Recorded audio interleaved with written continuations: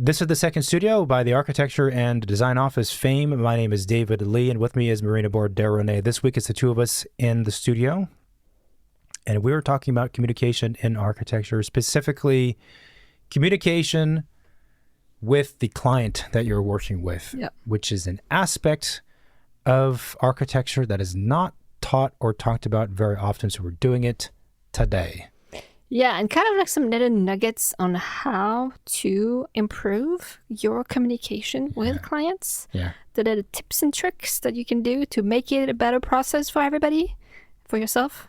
A lot. Did we give tips and tricks? I don't remember that. Well, I mean, no, but we kind of talked about, well, not literally, but we kind of talked about the things that, we should be doing as architects to make sure that communication goes smoothly on a project and that clients stay happy and that everything is, rainbows and ponies. Okay, it sounds good. That's weird, but that sounds good. Sponsors. Designers and architects, if you're looking for a powerful and real-time visualization and VR tool, then check out Enscape. Why is Enscape special? Well, it's super easy to use because it's a plugin and not a standalone application, which means you can work directly in your SketchUp, Rhino, ArchiCAD, Vectorworks, or Revit model. It only takes a couple clicks from installation to creating your first rendering. Enscape does realistic renderings, 360-degree panoramas and videos, and virtual reality environment. We use Enscape and we think you will love it too, so click the Enscape 3D link in our show notes to learn more. I used to start remodeling projects with hours of tedious measuring and recreating the existing conditions. Then I discovered Canvas, an iPad and iPhone app that lets me easily scan entire homes in minutes and automatically generates editable models in formats like SketchUp, ArchiCAD, Vectorworks, Revit, and more in as little as one day. Thanks to Canvas, I spend more time designing the future instead of measuring the past. Get to the design phase faster with Canvas. Visit canvas.io/SSP or click the link in our show notes to schedule your demo and get your first as-built free. Fellow architects and interior designers, if you're looking for an ultra-fast and robust BIM computer program for your office, then check out ArchiCAD. ArchiCAD leads the industry by enabling architectural and interior design firms around the world to freely design, supported by innovative technology that expands as far as the imagination can stretch. ArchiCAD is also always evolving and advancing, which allows designers to push that technology to their advantage while working in an accurate model. So start your fully functioning free trial today by clicking on the ArchiCAD link in our show notes. This is the second studio with myself and Marina. Here we go. Communication in architecture, in the broadest sense, is a very important part of architecture. Yeah. This is talked about a lot when you're in school. It's talked about when you're in the profession. And oftentimes we think of communication through drawings because that's the biggest thing that we learn, and that's the most challenging thing.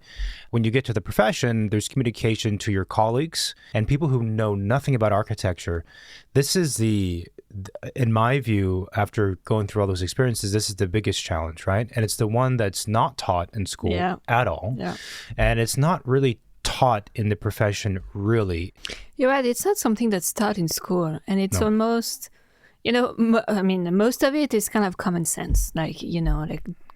Good communication should be like anyone, any profession in any fields should be able to do that. I'm always amazed when I get poorly put together emails from anybody that just, sends me an email and I'm like, come on. Yeah. It doesn't take that much to be clear, to be succinct, to, make sense. In general, architects are, when we're conveying through email to different people, architects are pretty good to work with in that regard, right? Because we are, as a species, detailed, thorough. We know what we know when you require the kind of information that we require. Therefore, when we give information, we tend to be very thorough and detailed about it. The aspect of communication where architects fall short is talking, right? And I'm not the best at it. I mumble. My words are always being slurred together. I skip over stuff. But I don't know. At least there's an attempt to communicate with the clients that we have. And I think you're right. I think architects are maybe good at communicating amongst architects. Yeah. But when you're talking to someone who is not doing what you're doing, it's very easy to forget that they know nothing about what you're talking about, or they know nothing about how the process is supposed to go. And just sometimes trying to step into the other side's shoes to make sure that, things are making sense on their end is very important. So And we are trained, if you think about it, we are trained to think about what it's like to be as another person, to think from the user's perspective. Right. What will it feel like to be in this space? What does the community, if it's a community-oriented structure, what do they need? There's a lot of like role-playing and imagination that we're taught. But we think about it purely from the perspective of the architecture and the building. We don't really think about it, or we aren't taught to think about it from the perspective of a working relationship with a client. So that's probably the focus of today. Yeah. So the first thing that I think architects are not very good at with clients is, the whole like onboarding process, right? Okay. When they got a client, the client's interested in signing on, and there is like some back and forth communication. Maybe the client is really quick at signing you on, and good for you. But even if, both parties are very excited in starting and getting going, I think it makes sense to take the time to kind of explain like what exactly you're providing as your services and what is in your contract. This is communication point number one. Like, you can't start that working relationship on a project without making sure that everybody is on the same page, because it usually trickles from there. If there is misunderstanding or things are not clear, further down during the process of the project, something is going to come up that was not clarified at the beginning, that was probably referring to like, well, were you going to be providing me this service, or was this in your contract? And then you have to go back 6 months and like explain like what was there. So I would say just before you start, just be clear, take the time to have a phone call, have a Zoom call, have an in-person meeting. Go through page by page, make sure that they understand like what does an architect do, are you going to provide for this specific project if there is other people involved besides the architect, right? And kind of like make sure everything is clear before the client starts. And it's like, it's like you're going for surgery, right? Well, you want to know like what's the game plan before you get on the table. It's the same thing.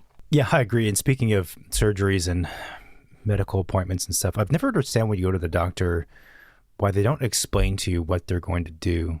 Maybe most people who are patients, they don't care to know, understand the mechanics. But for me, I'm like, I'd like to know exactly what's going to happen step by step, and tell me why each of these things is happening. It's funny, when I had all of my dental work done, the surgeon that I had, I was always asking him a bunch of questions at every appointment, and I was like, oh, probably this type of patient who just like wants to know everything.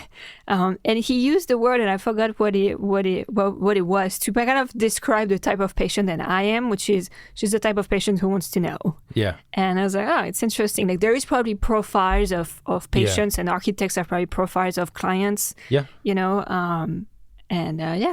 That's a good point too. Like, not all clients want to know all of the details. So one of the things that I'm always working on, and it's difficult to do, is to understand who you're working with before you've worked with them. Yeah. And understanding who they are informs everything, but one of them is how you communicate to them. And specifically to the topic of services and contracts and onboarding, there's this threshold between what I feel they should know, what they need to know, and what they want to know. And those are not always like all the same thing, right?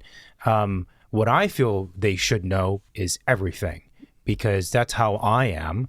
But also, just objectively, this is a long, complicated, very expensive process you're about to embark. For a lot of people, they're not, if it's a private client, they're not going to be doing a whole lot of buildings in their lifetime. So this is more or less a one-off, maybe a two-off or three-off. So it makes sense that you should know what's going to happen the next 2, 3, 4 years of your life when you're spending millions of dollars, in the case of like a house or something, right? But the thing that's difficult is that the amount of information that one should be aware of for the entire 2 years of timeline is just a lot. It's an incredible amount of information. So it is unrealistic to expect any person, unless they're a genius or they're a type of person like you, to want to know all of these things or to be able to learn all of these things in a very short period of time, which is the onboarding process. So And I say that because this is something I'm always thinking about, and I'm always adjusting depending who I'm speaking with. I tend to, as you can imagine, provide more information than less, but it's hard, right? Yeah. I will say that one way that we've addressed this issue, this challenge, is to put out material. So we have booklets, we have these recordings, we have things that we put out there into the world for people to consume on their own time in their own way through different medias. And not everyone's going to read the booklet, not everyone's going to read the website, but it's there, right?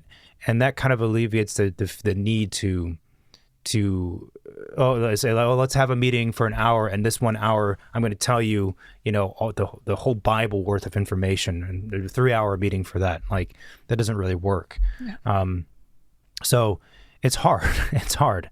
I mean, if when you're onboarding a client and you're describing services and contract, are there any key things that you want to make sure you hit, as opposed to just covering everything?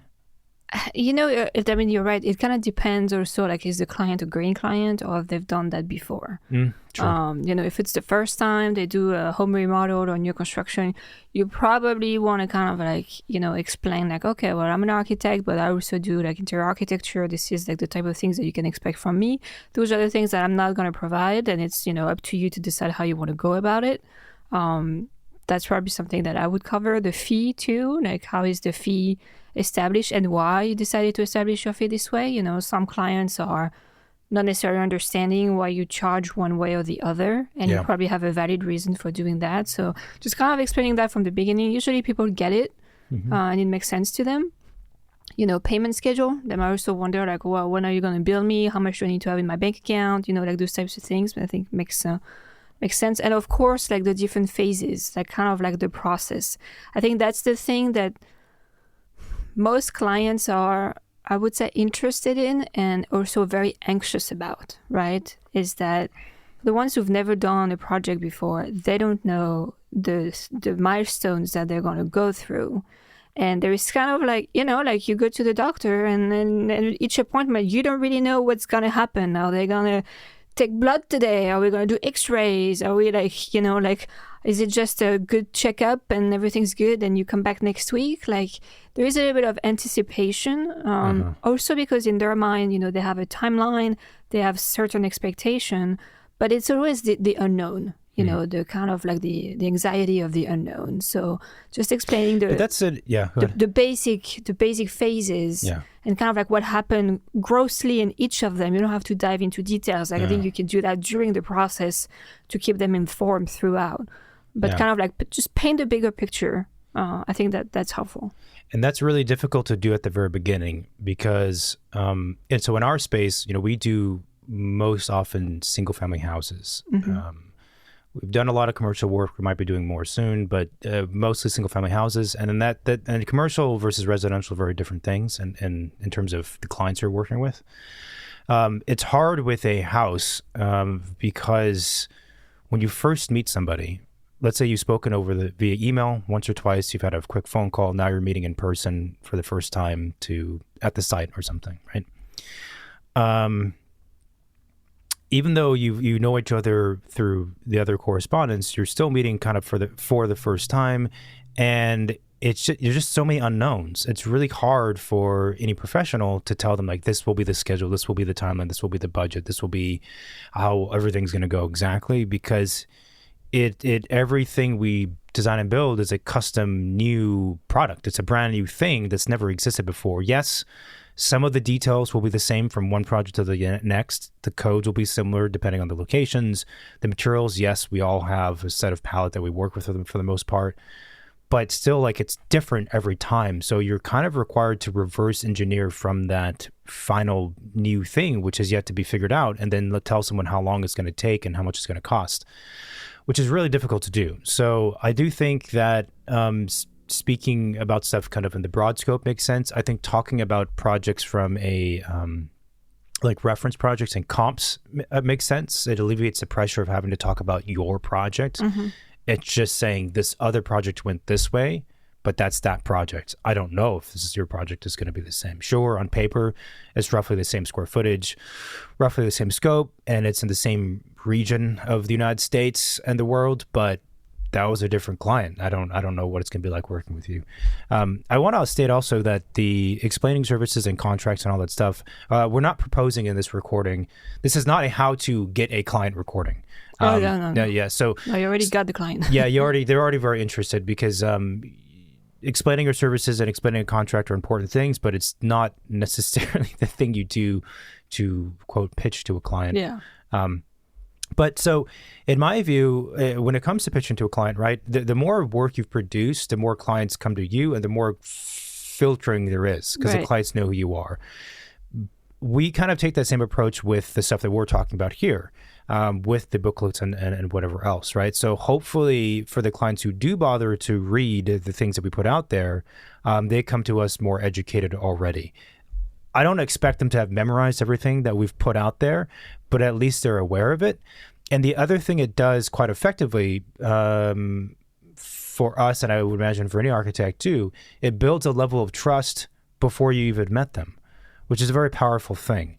And it's not a fake trust, but I think that's what also good communication between the architect and the client ultimately brings to the project is the level of trust.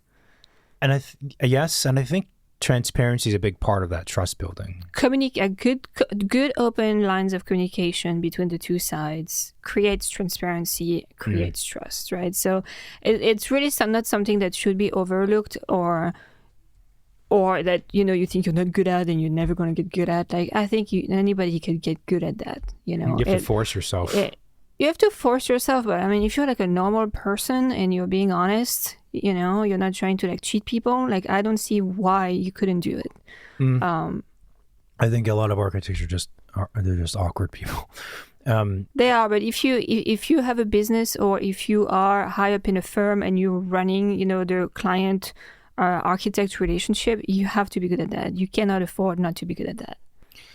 I know. Well, here's the thing. My observation is that there are actually a lot of architects who have become moderately successful. Like they've had a business, they've made money, they've supported themselves and their families without being good at it. But it's just because they've been around forever. Oh, fine. I mean, was that successful from the client's experience side, though? That's a good point. The building turned out good, was published and made them famous, fine. But from the other side, how was that experience? Yeah. I mean, if the client is a repeat client of that architect, they're probably doing something right despite not being good communicators. But, I mean, I feel like I've spoken with people and they've said, oh, I hired this professional, this architect or this whatever else, and they're really good, but they're really awkward and they're tough to speak with. And there's all these like kind of not positive things that they say about them. And, in their mind, I guess you call it a trade-off. It's like, well, if they're good at what they do, then I don't care if they're a little bit weird in communication or they're not good at communicating because I know the product will end up great. But my kind of view is that, that's fine for that person, I suppose. But or if you're the architect on the architect side, then fix it, right? Like, don't say, oh, I've gotten clients even though I'm awkward, so I'm just keep doing that. Like, fucking fix it. Like, you're making all of us look weird. You know what I mean? Yeah, you're making life harder for everyone else in that industry. I mean, sticking to the analogy of the doctor and the architects, and like how many doctors are super awkward. That's and true. Oftentimes I have to say it's surgeon.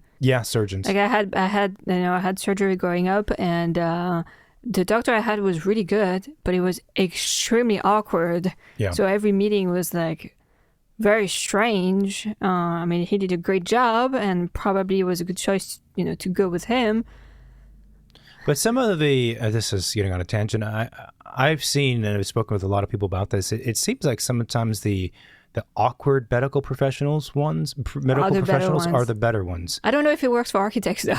It's a different thing, right? Of course, a completely different thing. Like when you're an architect working with a client, you see them super often for a very, very long time.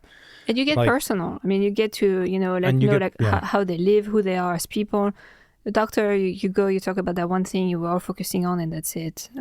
I do want to talk about the contract real quick. It's not a very exciting topic, except for that I do think a lot of architects shy away from talking about the contract with their clients because it's not fun, right? Like if you're the thing is, how do you talk about the contract with clients? Like, do you go and like, get on Zoom and like read line by line? Like how would one go about talking about the contract? Yeah, you could do that. I mean, what I think happens is most architects, they have the contract and they send it to the client via email and they say, here's the contract, here's the amount we're asking for, which you already know because we've sent you a short proposal beforehand. Sign the contract, send it back. And then it's radio silence. And the architect doesn't care. They only care about getting that signature. That's it, right? As long as you sign it, then we're good. Well, there's a few problems with that. I don't approach it that way. I like to take the client through the contract, or I will actually send them a breakdown of what the contract is, so they understand it. And the reason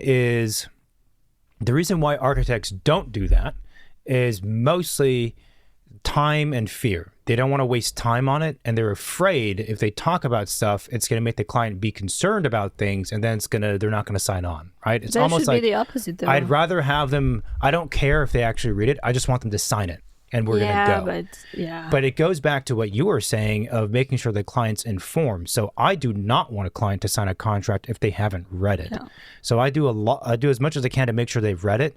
And obviously I don't have control over them. So if they choose not to pay attention at all, then that's their fault, and that's really stupid.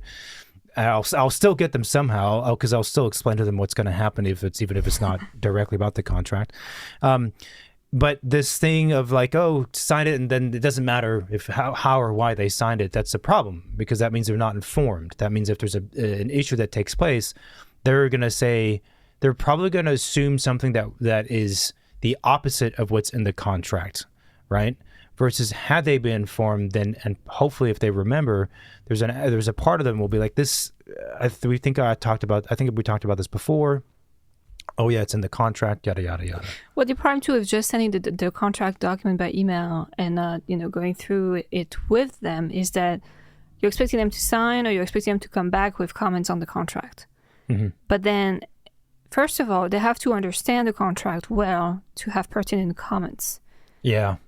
Which is not always straightforward. I mean, legal documents, as we all know, unless you're an attorney or like a genius, like it takes a minute or two to read and reread something to really understand what that means and the repercussions of it, mm-hmm. and all of that nuance, right? So you could do that on your own. It might actually take you more time to do that than just have the person who drafted the contract explain to you. It's actually faster just to do it that way. Yeah.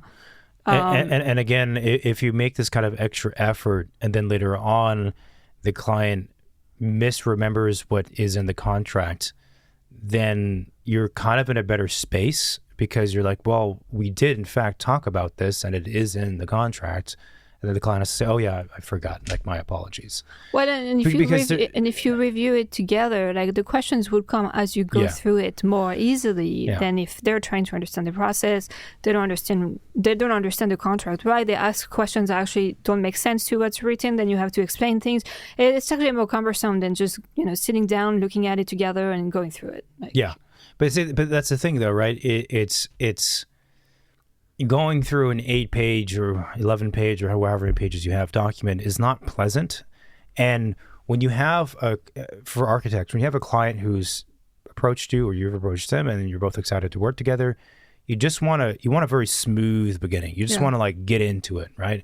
That's the hardest part, is getting over the hurdle of getting into it. Once you're into it, it's fine. You can work stuff out because now you're working together, but just getting in, right? And that's also why there's this temptation to just kind of gloss over the contract, like just get in again.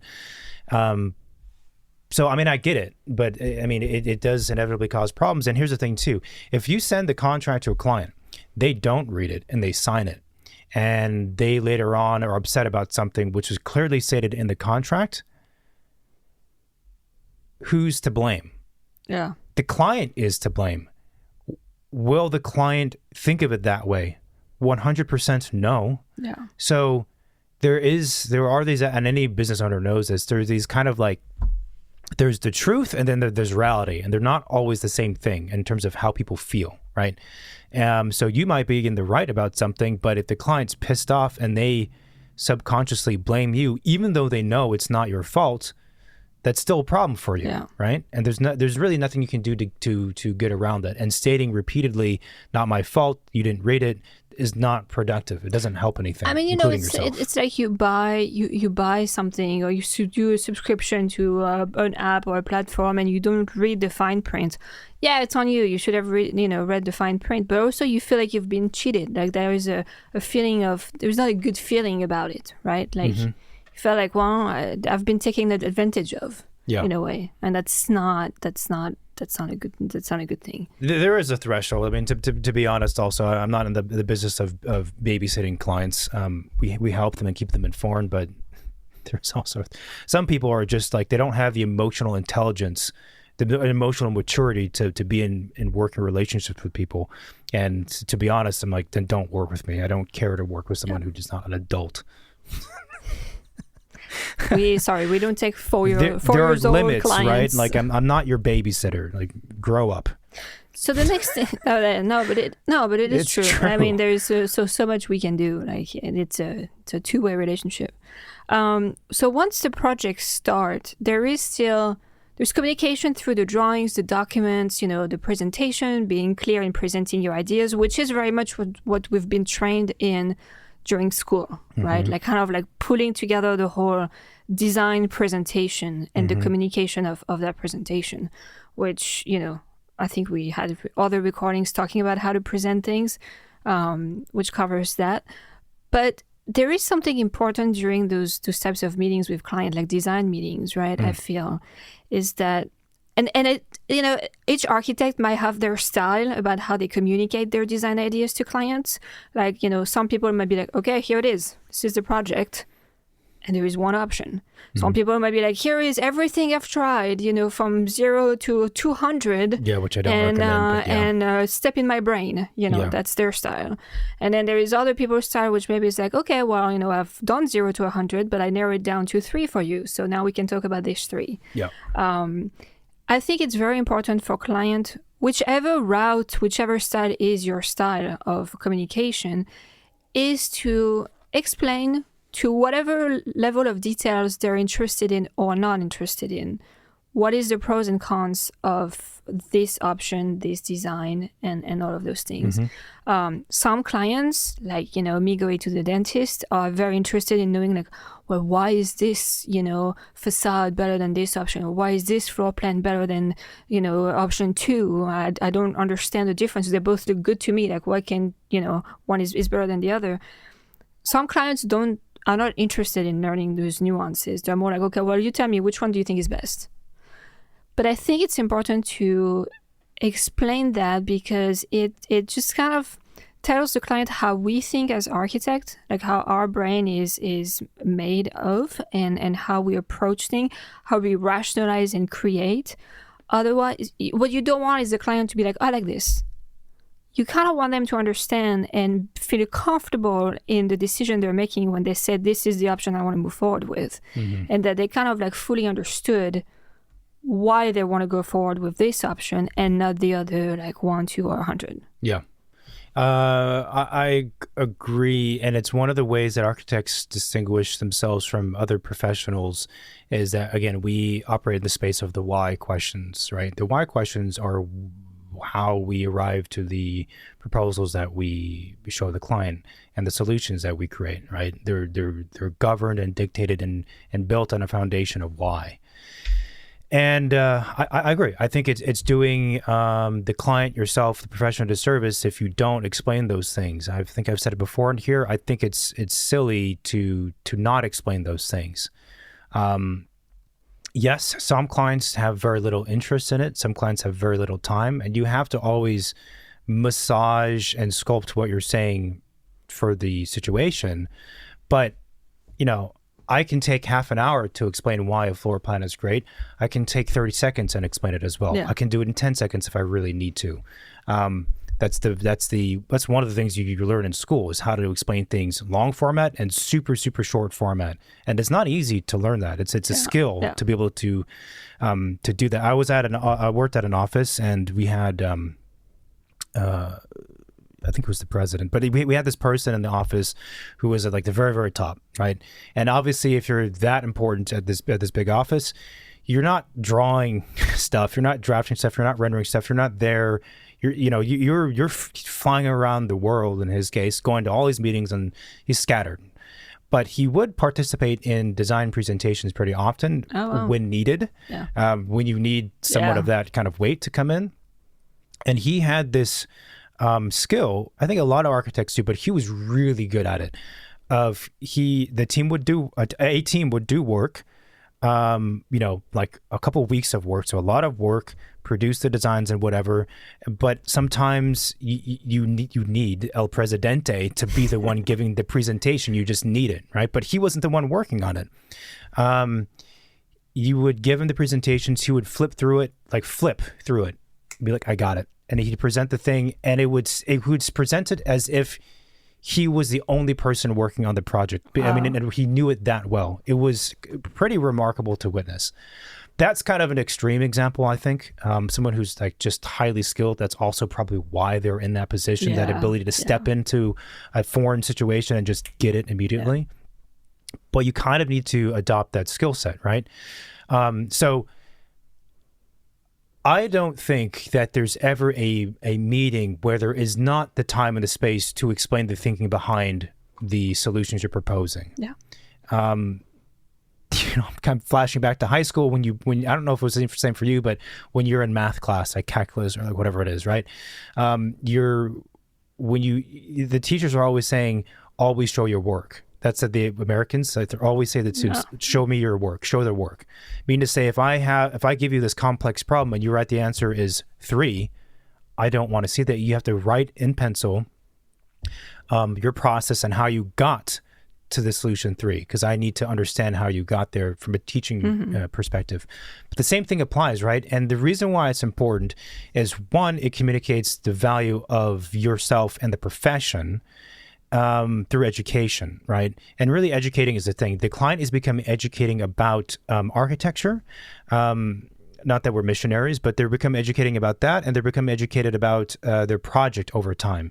And what you want from the very beginning of the project until the very end is you are working with them and you're building on this new thing you're creating. So when you get to, third way into the project, you have a foundation of knowledge, of shared knowledge. So when you present the next thing to them, you are both have a shorthand and they get it. And you have less of an issue of them a third way into the process saying, oh, well, why don't we make it all like a big circular spherical glass thing? And then you're, as an architect, you're like, what the fuck are you talking about? That has nothing to do with anything. And that happens, because you have bad clients sometimes, or they disappear on you. But also I think it happens because architects don't bother to like legitimately explain their thinking all the way through. So that produces a high likelihood of unpredictability, because there was not a foundation built. There was not a language that was discovered between the two of you. It's just been solution, yes, no, solution, yes, no. That leads to unpredictability, right? So yeah, and I think you're right. It also comes from like the client's personality and who they are. There's some people who are just not capable of thinking conceptually and understanding those like bigger ideas. Let's just face it, right? Yeah. So I think explaining kind of like the different options and why one is better than the other, and then once that's done, and then also you're getting them used to that process, because projects take a while. There's a lot to go through. There's a lot of things to look at, design, and make decisions on, right? So you kind of want to warm them up to that process, because they're going to have to repeat that way of thinking, looking at the design you're proposing like several times during the course of a project. And now a quick break to thank the sponsors who support the second studio. If you're starting to laser scan your renovation projects for accurate as-builts, you'll want to hear this. Imagine that you've been awarded a big project, but not surprisingly, your client hands over wonky CAD drawings from 17 years ago. No worries. Meet Integrated Projects, or IPX for short. IPX is a scan-to-BIM platform that converts your 3D point cloud file, which is produced from any major LiDAR camera, into standardized BIM and CAD files. The best part is that they lay out the price and turnaround time instantly. That means starting your interior renovation project on the 50-yard line with an accurate set of drawings in 3D and 2D. Click the IPX link in our show notes to launch the platform for free. The Second Studio podcast is made possible by support from Autodesk. Autodesk has been part of the design conversation since 1982, providing the tools that help architects around the globe imagine and create beautifully designed, memorable buildings that people love and admire. Autodesk supports the work of the Second Studio, bringing the architecture community together, sparking curiosity, and leading vibrant interviews with the industry's visionaries and thought leaders. The Second Studio works hard to carry the architecture conversation forward, and Autodesk is proud to contribute to this podcast. Learn more about Autodesk by clicking the link in our show notes. If you're an interior designer, you need to check out Programma. Programma is the all-in-one project management software designed to streamline the entire design process. Its cloud-based specification schedules are always up to date, minimizing double handling. This means you can spend less time switching between tools and more time designing. Click the Programma link in our episode notes and use the code SecondStudio at checkout to save 25% on an annual subscription and enjoy exploring all of the other tools Programma offers. I agree. And also, this kind of goes back to one of my irks with the profession on architects is that architects are really good at complaining about clients, right? Yeah. and sometimes that's warranted, but it's like it's never the architect's fault when you talk to an architect. And I find it kind of annoying. I get, again, there are some clients that are just not great to work with. That's definitely true. But it's also like, but if you've never explained to them what's going to happen and you never gave them a chance, then what are you expecting, man? Yeah. Like, and I think sort of on a tangent, I think what happens is that an architect has a bad experience once, right?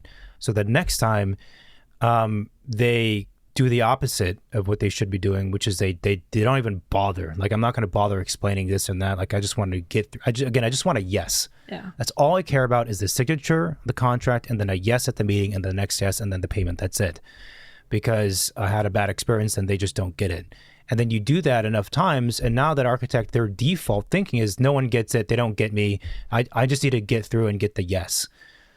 And I'm telling you, as someone who takes the opposite approach, that if you take the opposite approach and you give people a chance, right? You be a bit more optimistic and you say, I am going to explain what I think they should know, hopefully in a succinct way. And I'm going to give them the opportunity to hear my true, honest thinking as to why this is good or bad. It does work. A miracle. It works. Does it work every time? No, of course not. Exactly. You said not all clients are on the same wavelength, but it does work, right? And even if they don't fully understand what you're saying and they don't care to hear it so much, it also still has this positive side effect of them thinking, well, I don't quite get it, but cool. Well, and I think also for your own well-being as an architect, you have to do that and be like, I did what I was supposed to do. True. And then they don't get it. There's nothing more I can do here, right? Yeah. Rather than not do what you're supposed to do and just feel misunderstood for the rest of your career, because it's just not, it's not sustainable. Here's a kind of a weird thing I'll say about that too. Because in essence, what we're talking about right now is the architects conveying things that clients don't understand because let's say they're more conceptual. That's the aspect of these conversations that are more difficult. Sure, like, explaining this room needs to be this big because then you can fit in this room. It's an easy thing for anyone to get. Budgets, schedules, everyone understands this stuff. But design is more challenging. I don't know if this is good or bad, but it's a reality. The other thing is that if a person's bothered to hire like a legitimate architect and they want something nice in the end, even if they don't think conceptually and they don't understand design, and even if they don't have any interest in talking about design, but they still want the thing, very likely that person, when the project is done, they're going to talk to other people about it. And they're going to want to be able to tell other people about the project in a fun, interesting way and have some pride, right? Yeah. Because they've spent a lot of time and money, even if it's a commercial building, on this thing. They want to say, hey, colleague Fred, check out my building that I completed. And they want to be able to tell a story. And they want to be able to say, oh, I worked with this architect. They had this idea for X, Y, and Z, yada, da, da, da. And that is a perfect real life, very common scenario where a client is talking about design to someone else and they are interested in it, even if it's for the purpose of just, vanity and looking a certain way. It's happening. And I think that there are, again, I don't know what that's worth or what it means, but it's like, There is overlap if you can find it, right? Well, I think also it's just if we can educate one client at a time, one client on a project, that client learns something, is able to explain that to like 10 other of their friend, family members or whatever. Well, now we're educating a lot more people about, what design is, the value of design, the value of good design, how to be maybe more critical about design. And it also helps, I think, kind of get rid of like the shitty stuff out there, you know? Yeah. So that's that. So once you do this presentation, you kind of explain the process and like how things are going and what option is better than the other. The client is finally making decisions. And sometimes you do your presentation and then you're waiting to hear back from the client on, okay, now which option do you want to go with? Like what's floor plan? Do you have any more feedbacks? There is a tendency I found from a lot of architects to just wait for the good time for the client to reply and get back to them about how they want to proceed next, or what do they want to do now with the project after the presentation happens, and not really follow up and make them accountable for what the client has to do. I think in those like communication with the client, it's very important to also make them understand that you are producing the work, but they also have homework on their side. Right? They have decisions to make. They have to be timely. They have to give feedbacks. They have to be feedbacks that are more than just I like or I don't like, because that's not very productive to the process. And you have to make sure you're keeping them on track, right? If you just wait to hear back from the client, you might never hear back from the client because, first of all, a lot of the time, they don't know what they're supposed to get back to you with. They don't know when you need that answer. They don't know how you need that answer. If it's an email, like, do I have to sign something? Do I get the sample to approve? Like, what's the process, right?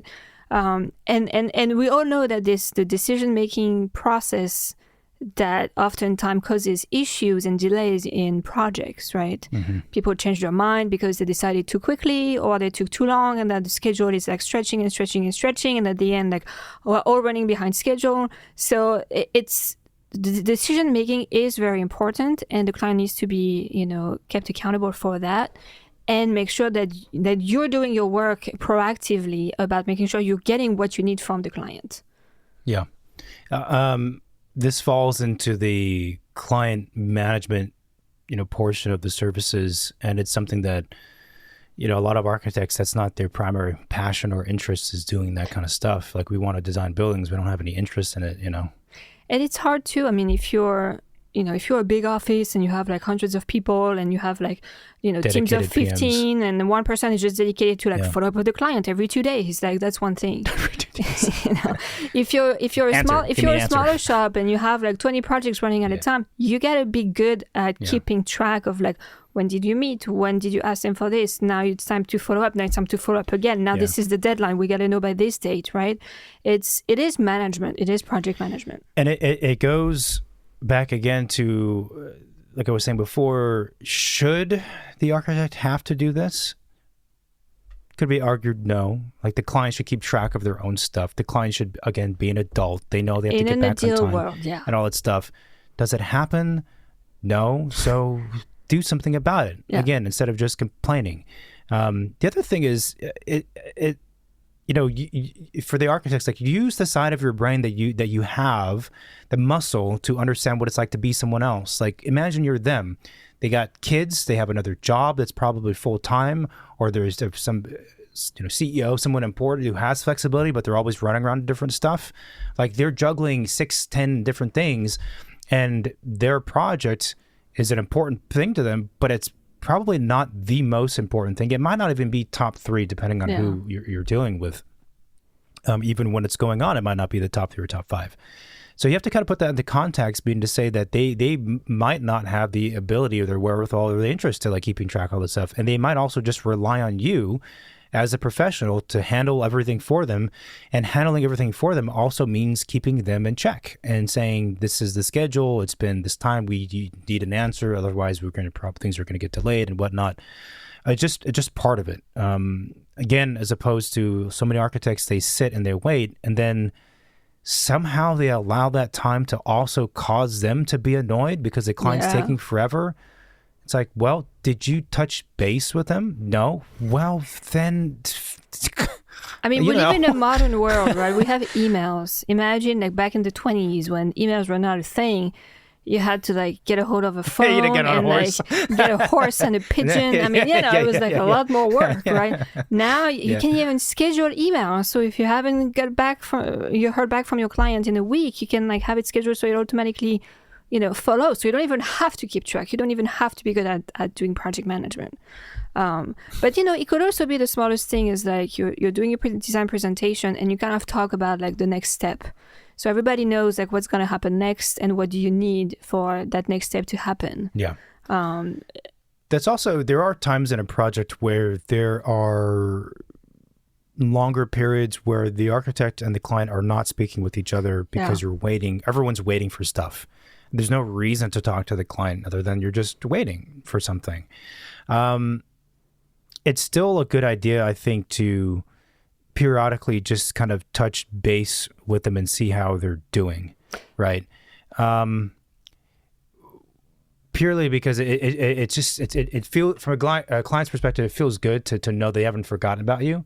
Even if there's a legitimate reason that no one should be talking to each other, there's still this feeling of like, have they forgotten? Do they not care anymore? Like, there's that little tiny part of your brain that's always thinking that are they not interested? Like, what's all this stuff? It's like when you're dating someone, it's like, what happened? Like, they haven't texted me in 24 hours. Do they hate me now? Like all this like stuff you dream, that kind of happens. I was going to say, it's like you go on a date and then you don't hear back for a week and you're like, was that just nothing? Like, are we going to spend the rest of our life together, or is it And the gone? same thing happens for architects, right? Yeah. Clients should realize this too. If we don't hear from you when we're supposed to hear from you, then it makes us nervous. We're like, what happened? Because also the reality is that for a project, even once you get a client, which is difficult, once you have the client, they've signed, you start. From that point until it's done, a lot of things can go wrong. Things that are solvable within the project, which are to be expected, which are unexpected, yes. But a lot of things can go wrong that just kills the project. So architects actually, until it's like done, we are constantly in the back of our minds at least a little bit concerned that this project's not going to work out. Because sometimes life stuff happens too, and you don't hear from your clients for like 3 weeks and you're like, did they die in a car accident, or did they get mad at my last invoice, or did they change architect because they hated the last proposal? Like, what is up? You always assume the worst. And they're like, oh no, I was on vacation. I'm like, okay, well, let me know, please, because I sent emails, you didn't reply to me. But also, I think on the subject of kind of touching base with them, I think that's also a good thing to do when you're in the design processes and you're more actively talking with them. You don't want to allow too much of a gap to take place. So let's say you had a design meeting and you're now waiting for their feedback. The way that we operate is feedback for the most part means we have another meeting. It's a phone call, or in this case, a lot of these days it's a Zoom meeting, because it's weird. Like, I don't know if it's common, but it's maybe seems excessive, right? Well, we gave the presentation, they saw it, and I get they can't give an answer right then and there because they've just seen this brand new, all this material in like an hour and a half. They need time to absorb it. So why can't they just give me an answer via email? Well, again, I'm not seeking answers alone. I'm seeking an understanding of the client and then the answer. I would rather have an understanding of the client and their thinking rather than an answer. That's worth a lot more than an answer. Yeah, the problem with the email feedback answer is that it's oftentimes focusing too much on the design itself and not so much the reason as to why that design or not that design, which is really what feedback doesn't want to be the result. Mm-hmm. Feedback wants to be like the way to get to the results, right? So you want to understand like why the client felt strongly one way or the other about this option versus the other one, so you can propose the next option that would take that into account while maybe exploring different routes.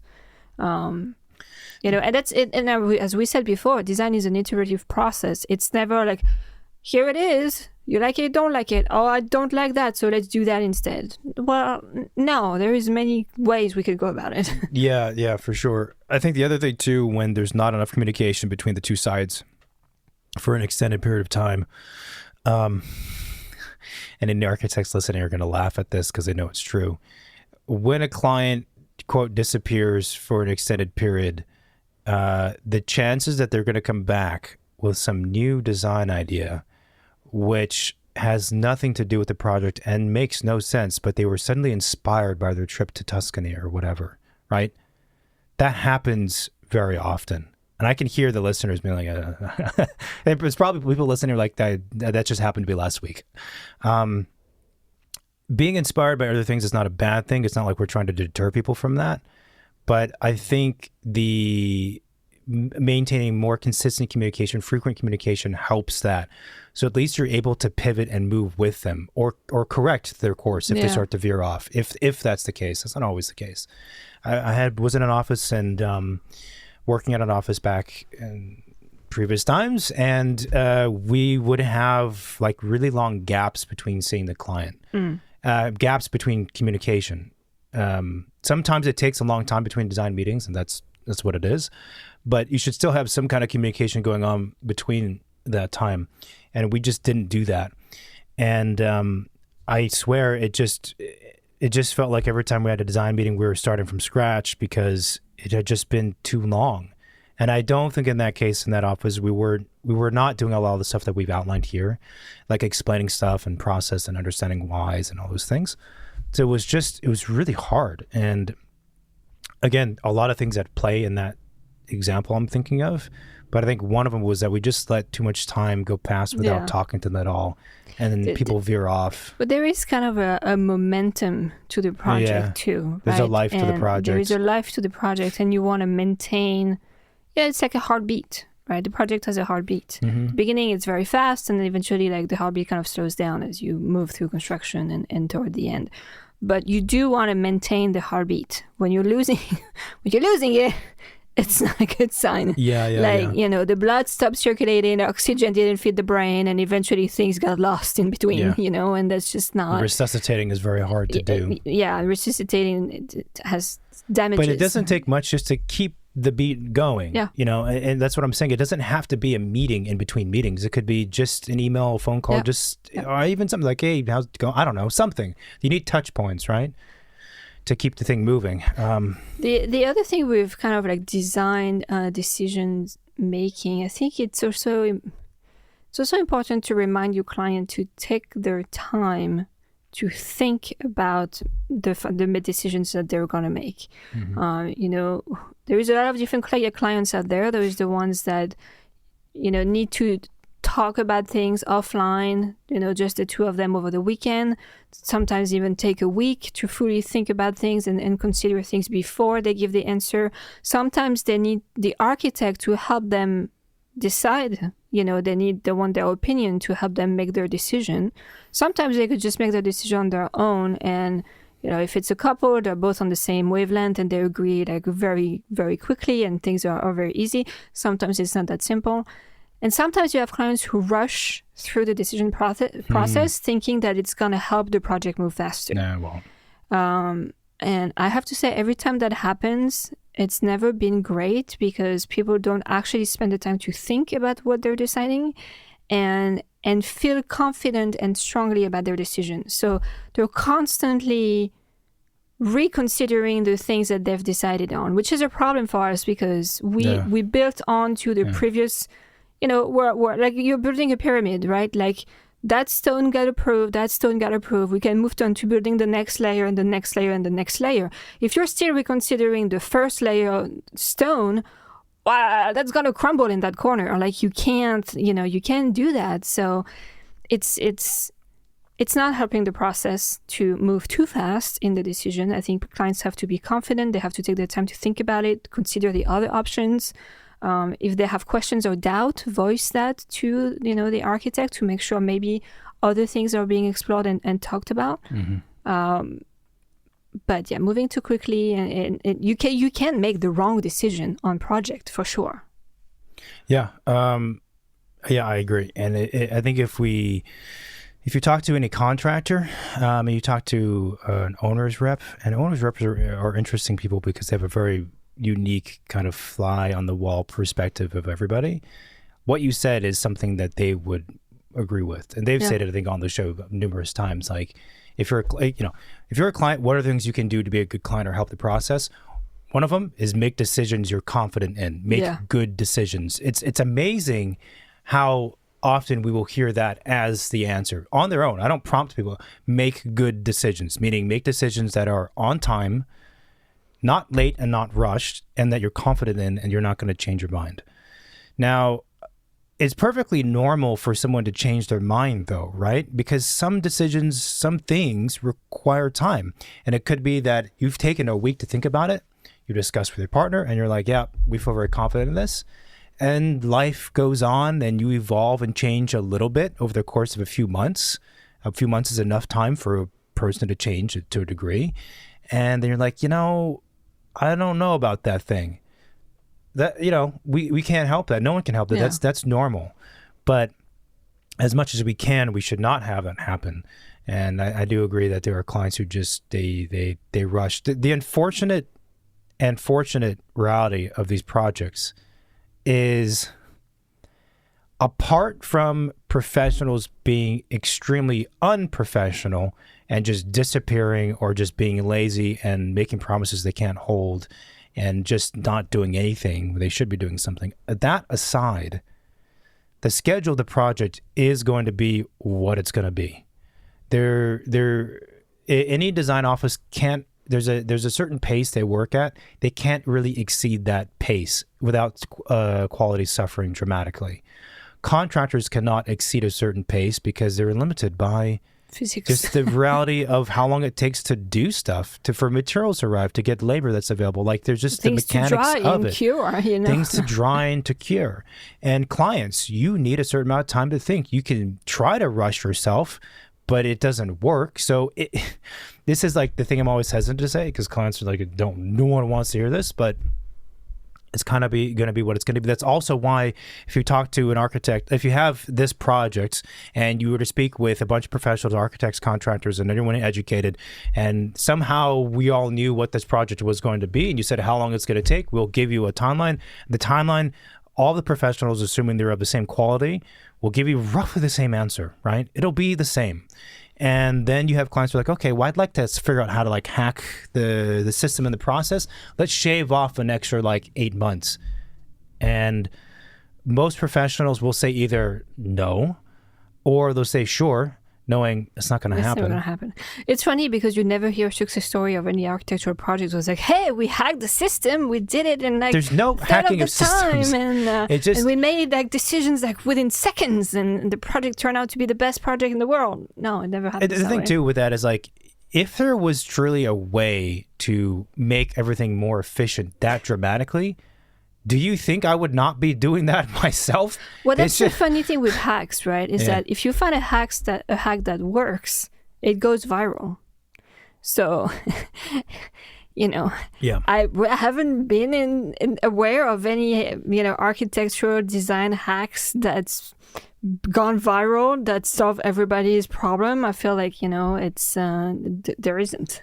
On the subject of communication too, and these kinds of things, that's where I think an owner's rep is a very interesting person, because a lot of what we talked about too is again client management, and they have the ability to do that and not have any pressure of upsetting the client, because what do they have to lose? Like, architects have a lot on the table because it's their design and our passion and the things that we're creating.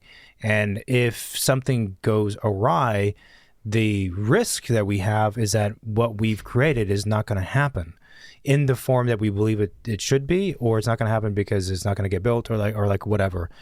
And that is a massive risk. Now, is the architect being paid for the services? Yes. But architects don't really care about money. We need money to survive and to be in this place and to cover the employees and cover the kids and whatever else, and have a house and all these things, like normal stuff. But we don't do it for the money. There's no architect who does architecture to become super rich. It's not. That's a fact. There's faster routes out there. So therefore, why would someone work so hard and be this dedicated to something if it's not for money? It's for the craft and for the thing itself. So and you can call that fair, true, or not true. It doesn't matter. That's the reality, right? Kind of like what I was saying before with clients, the reality of them being upset. The reality is that architects, they always feel like they have a lot at risk and they're giving up a lot, or they're giving a lot rather, I should say. But I don't know where that goes. But the other thing I want to say, maybe sort of to wrap it up, is, the communication thing. The other thing I think that we forget as a profession, as an industry, is that we are a service industry. Yeah. We don't like thinking of ourselves that way because, again, service is strongly tied to subservience, and it's strongly tied to like quantifiable, more functional things. Like, you're an accountant, do my accounting for me. Just do your job, do the numbers, and then I'll pay you, and then that's it. And architects don't like to think of themselves in that service manner, because we're also honestly not a service in a sense. We are a service, but we also provide a level of expertise for something that's elusive, where we're kind of commissioned kind of like we're than artists. Yeah. And you could say an artist is in a service industry because they have a product or a thing they're selling, but artists are not really in the service industry. No, they're not serving anybody. But you could say they do because they sell a product to a client, a physical thing. But anyway, so architects are on this threshold, right? We're in the service industry, but also we're kind of not because of what we do. But on the thinking that we are in the service industry, that means that communication has to be thought about. Yeah, no, I think totally, and again, if it's your business. Yeah, business. You can't just be thinking about it as like, I'm doing my architecture in my own bubble. Like, it doesn't work that way. For sure. I think approaching it, understanding it as a business is critical. Obviously, that mostly applies to people who are business owners or, again, higher up in offices. But it's and to me, all this points toward it is not just about. I don't want it to sound like that this is us just saying that you architects have to put in, quote, extra effort just to, again, make things easier for clients, right? That is, I think, I don't call it extra effort, but I think you have to put in that effort. But I think it also, in my mind, is more broadly about helping more people understand and appreciate what we do. And I think a part of that effort is being better at communicating the non-fun stuff and being more on top of project management and client management than architects. Well, and I think too, like, if you're an architect and you've had problems with clients on projects, kind of like looking back and thinking, where do these problems came from? Yeah. And I could probably bet that at least 50% of them had to do with some form of communication. Oh, yeah, absolutely. So. And all this also helps the critical task of making sure that expectations align with what's possible. Of course. So there's a lot more to talk about with communication and architecture, more from a, architectural design kind of standpoint, like drawings, graphics, presentations, and things like that. But I felt that this was important. And again, I think maybe we'll do another recording on the communicating to other people and to clients about what you do, how it works. Doesn't always have to be a phone call or a Zoom call. Like, if you put out a message through your branding, your mission statement, your website, your other online presence, which is part of being a business now, right? Yeah. That is part of the mix. Like, there are multiple ways to do it. Still think we need to learn how to be less awkward in front of people, though. That would be a very good thing. Every time I meet an awkward architect, I'm like, man, like, who's hiring you? Who's hiring you? Like, I don't think I would feel comfortable working with you. Like, I know. This is weird. Yeah. And these are long projects too. I got 2 years of working with this weirdo. And when these people get the clients and you're like, looking to get clients, I'm like, how did you manage to get any clients being that awkward? I mean, I think I'm pretty normal, so I don't know. Like, some people, they're just that way and it's more challenging for them and whatnot. I'm not expecting everyone to be turned into like a public speaker, but maybe people feel bad and that's why they hire these types of awkward architect. maybe that's the secret act. I don't know. But yeah, they're like, concrete. What is wrong with you? Mumbo, not looking. Be normal. So anyway, I think that's it, right? I think that's it. Yeah. So, and if that's it. Okay. If you have any thoughts or comments, let us know. You can find us on social media. We're mostly on Instagram. If you like what we're doing, then support the show by leaving a review in the Apple Podcast app, Spotify, or YouTube, where you can like, subscribe, and all that kind of good stuff. What else? The IG handle is Second Studio Pod. The website is also Second Studio Pod, where we have 400 and some odd episodes on the social media and everywhere else. We have like clips, quotes, work images of guests, all that fun stuff. If you have ideas for us for these fellow designer episodes, you're like, I would like to hear this topic be discussed, and it's about architecture and design. And we'll give you a shout out on the show if you do that. Then let us know. We're always looking for good ideas or guest suggestions. We have a hotline, which is 213-222-6950. Call or text it. It's another way to reach out to us. Beyond that, we got a lot of really good stuff coming up. Super excited to close out the year, the whatever months are left, and we'll keep it going. Right? Yep. Thank you. Thanks. Talk soon. Bye. Bye-bye.